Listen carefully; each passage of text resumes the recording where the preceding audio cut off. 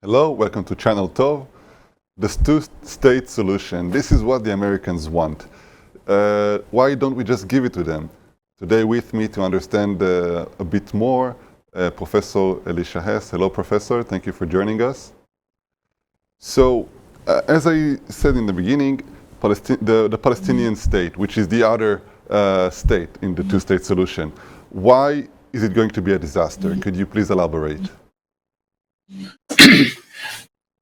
People have to understand that the Middle East does not work with the logic of any other system in the world because policies can be based on interests and power, but here the policies are based on religion and ideology, and there is no price for anything.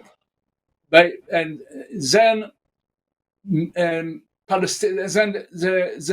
do not have a conflict about territory or about interest or about resources. We have a collision of two cultures, and collision of two cultures have no solution by any arrangement except being strong and being able to fight against the ideologies that is attacking us. And therefore, it is clear that the usual solutions that Americans are used to do, give the money, give the resources, and pacify the situation, doesn't work here. Now, it's very simple to say, okay, you are quarreling about the state, about the land, divide it. Give half to the Palestinians, give half to the Jews. Won't work. Because the fire against us will never be stopped, even when we have 1 square centimeter of sovereignty in Tel Aviv. No solution. So, creating another state is not a solution. Second, all Arab states in the Middle East that are not made of uniform one tribe failed. Egypt is an exception, but Syria, Iraq, Libya, Lebanon, Jordan, all of them do not exist as a state. The Palestinian state will not be better because Judea and Samaria have 7 different tribes. An Arab from Hebron will never allow his daughter to marry an Arab from Nablus, from Shechem. So this state will not be a real state. It will be a havoc. Third, this state will be a base for attacking Israel eternally, every day. And we have the model. Gaza was a state, by all means. They have an army, they have taxes, and they control the civilians. And this state was built in order to destroy Israel, not less than that. The event of October 7 was the first step towards destruction of Israel, not towards getting any land, but total destruction.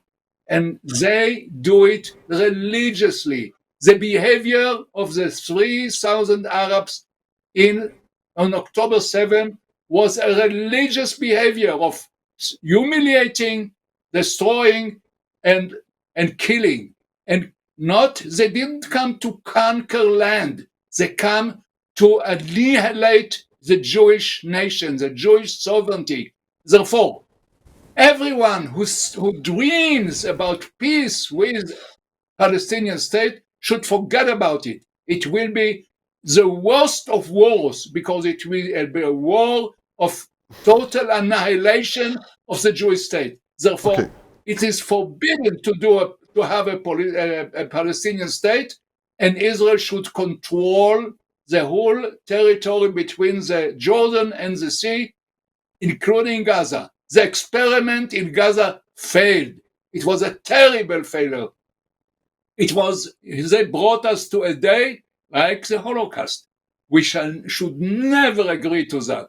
It will be not a mistake for us only, but also for the US. Okay, so thank you. Two things. One is small. You said that Egypt is an exception, but it's a nearly bankrupt country that had elected the brother, the Islamic Brotherhood, only to get a military coup d'etat afterwards. And I wouldn't say it's a very successful country, so I'm not sure why you put it as an exception. But I think the worst case, and what's really the nightmare behind the Palestinian state, is the fall of the Hashmi dynasty in Jordan and the combination of Judea and Samaria and Jordan to one big Palestinian state. And I think this is a strategic, direct, never like before threat on Israel. Just millions of Arabs under Palestinian, which is a conception that is against Israel by definition and is calling for the destruction of Israel as a conqueror and the destruction of Israel as the basic identity of this whole state. So I think this is the worst case, and I'm not sure that the Americans understand that this is our worst nightmare, and I don't think that Israel would ever, I hope I'm not mistaken, but I don't think Israel would ever let this scenario play out. I'm not sure. So Jordan is an artificial state. It's not a natural state. Also, it is divided by two tribes, the farmers in the north and the Bedouins in the south. And Jordan is in danger from Syria, from Iraq, from everywhere, from Egypt even from Egypt. Jordan exists because it is protected by the US and by Israel. I think that the danger is not that Jordan will fall. If Jordan disappears, it will be the same as now. It will not be worse than now, and maybe even better, because then Jordan is a Palestinian state, and every Palestinian in Nablus and Hebron can go there, and if he wants to be here, he has to be a citizen of his state in Amman, and he doesn't have the Israeli citizenship. Israel can survive with a Palestinian state in Jordan, because then we have a clear, we have a depth, that territorial depth that allow us to fight. And the Jordan Valley should forever be the eastern column of Israel, or the eastern border of Israel. And in that sense, the Trump plan was very good for Israel, and unfortunately it wasn't implanted. But Jordan is not a stable state. It's an artificial state. And same way that Syria doesn't exist, Iraq doesn't exist, Jordan can also collapse. Egypt is different because there are the Christian Copts, which are separate and they are under very strong depressing, and the rest, there are not clear tribes there, so it's easy to control Egypt. But of course, Egypt is a terrible state, yet Egypt, you said, Egypt is bankrupt, but Egypt is building the biggest army and the biggest military system in the Middle East, and all these forces are deployed between Cairo and the Negev. They are aimed only towards Israel, and in my mind, Egypt is a major danger to Israel.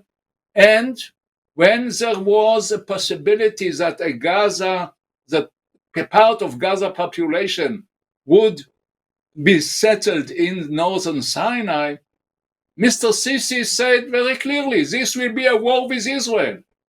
The peace treaty that Begin signed with Carter in 1979 doesn't exist. Not at all. Nothing exists there. Professor, I completely agree with you. I think I agree that Egypt is currently one of the biggest threats, and the huge army that they are building, Eli Dekel is talking about it extensively, and yes, it's a very scary thought, and I agree with you. It's a bit off topic. I want to go back to what we started, which is the area solution with the Palestinians, and actually the main point that we want to talk today is the American pressure for the two-state solution. So I think we understood a bit better why the two-state solution is not going to work for Israel, and I would like to understand, and I think today it's also not like it's a consensus in Israel, because after the Oslo Accords collapsing in the Second Intifada, and obviously after the 7th of October, I don't think that there are many Israelis who still want to give the Palestinians a state.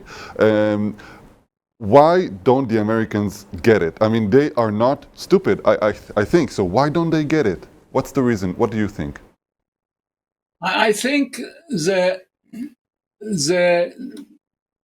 major obstacle is the policy of interest. The idea that when there are conflicts between states, there should be some kind of compromise and compensation for loss of land and things like that. They do not understand that the Islamic world is not interested in interest. It is interested in imposing Islam over the whole world, and the first step is to impose Islam on Israel. So they cannot be satisfied by any solution that is the normal mode of solving problems and by the Western culture. So the Western culture cannot understand the very different culture in the Middle East. I think that the source of the misunderstanding is a cultural gap. Okay, but even if you are right, they see that Israelis do not support this idea. And it's quite clear. So how can they still ignore it? I think that our relations with the United States have two levels. One is the ideology that the Americans identify them with the biblical basis of Israel. America is the new world, like Israel, Canaan was the new world for Israel.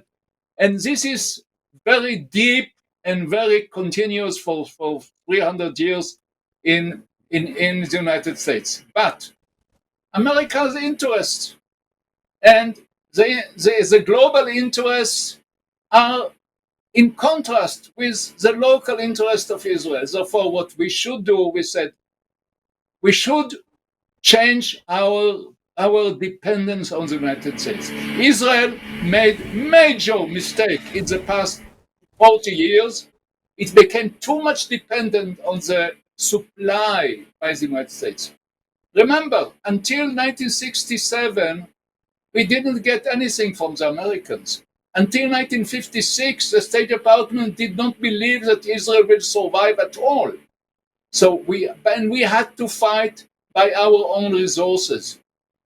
We have to go back to the situation that we can survive and fight even if we have an embargo by the Americans. The fact that we cannot do any military move without the Americans is too dangerous for us. So we have to tell our friends in the United States, you don't understand it. You don't understand the Middle East. You don't understand the experiment of Gaza.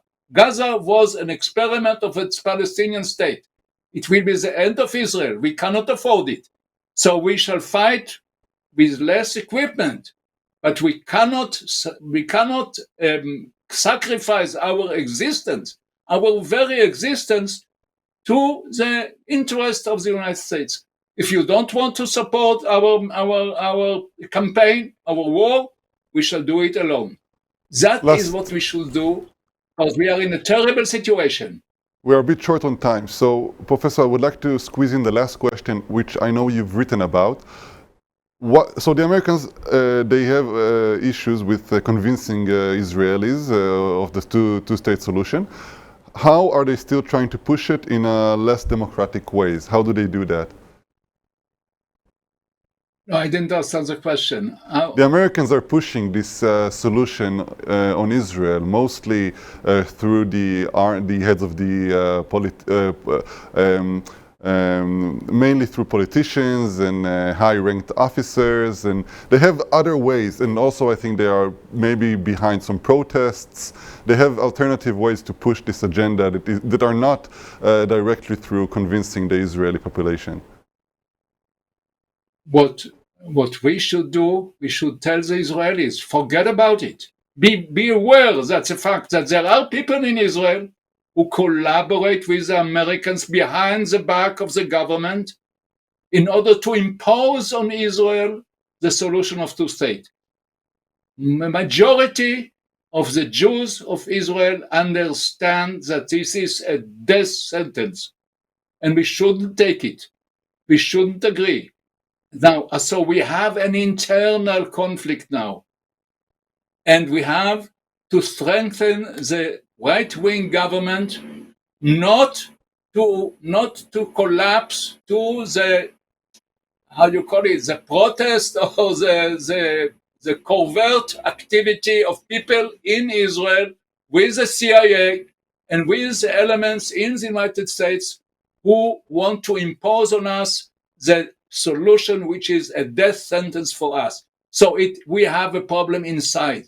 And this is what it will change, because the changes of culture occur as a change of generation. And we now have a new generation. Unlike the generation that went to Oslo and disengagement and all these failures, we now have a generation that wants to fight and understands that we have to fight for ourselves and not be dependent on any force outside. And this is what we should do now. It is an internal matter in Israel. And tonight there is a major demonstration by the people who were fighting in Gaza. And I believe that the people of Israel are changed.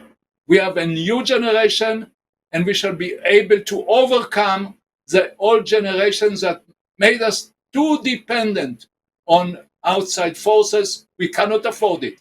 We shall always be alone.